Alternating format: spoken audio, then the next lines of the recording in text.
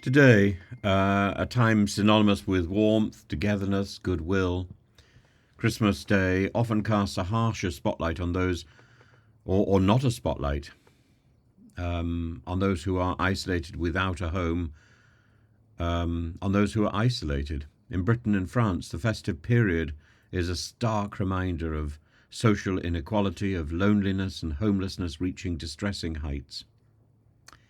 In the UK, figures from Age UK reveal that 590,000 people over 65 don't speak to anyone on Christmas Day. For 1.4 million, dinner will be a solitary affair. Loneliness, particularly among the elderly, isn't a seasonal issue. It's a year-round struggle exacerbated by the festive cheer that surrounds them. 1 in 10 older adults will be alone at Christmas Day, with many reporting increased isolation during this period. The poignant story of Rose Hayes exemplifies this. Facing her first Christmas without her husband, she finds solace in community events hosted by Age UK, like sing-alongs at St Margaret's Church. And for volunteers like Jenny Horsford, the antidote to loneliness lies in connection, underpinning the efforts of organisations that bring joy and human contact to those who might otherwise be forgotten. But for many people, Christmas is a time when all the shops close, when all the organisations go quiet, when the phone isn't answered. And homelessness, too, is a pressing concern. Crisis, the UK charity, estimates that nearly 200,000 Londoners will face Christmas without a permanent home.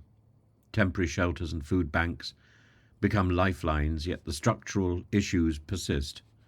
The strain of austerity combined with soaring rents and limited social housing leaves many vulnerable.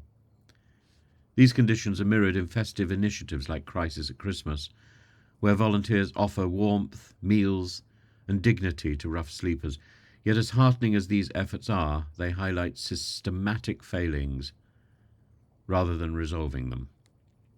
Across the Channel, the picture isn't much brighter. In France, an IFOP study, what is it, LFOP, I think, reveals that 16% of adults expect to spend Christmas alone, and among the single-parent families, particularly single mothers, this number doubles.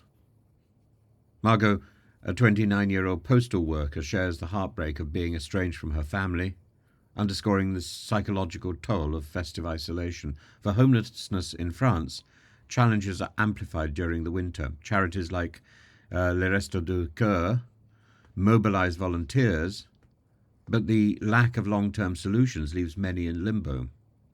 François Legrand, a sociologist, observes a weakening of traditional solidarity, exacerbating the plight of the most vulnerable. Both nations share this troubling trend. The magic of Christmas is waning. Research from King's College London shows a doubling of individuals spending Christmas alone compared to 1969. The religious and the communal aspects of the holiday are giving way to commercialism and individualism, creating a more fragmented society. How do we sort this out? It's all about collective action. Charities and community organisations play a pivotal role in bridging isolation, but government policies must address root causes. Increasing affordable housing in Britain, restoring community ties in France. These are essential first steps. For individuals, small gestures can make enormous difference. Checking on an elderly neighbour, volunteering at a shelter, or even offering a warm smile can transform someone's day. Christmas should remind us of our shared humanity, whether in Britain or in France. The festive season is an opportunity to combat loneliness and homelessness with compassion. By extending a hand to those in need, we embody the true spirit of the season, a celebration of connection, of hope and love and support.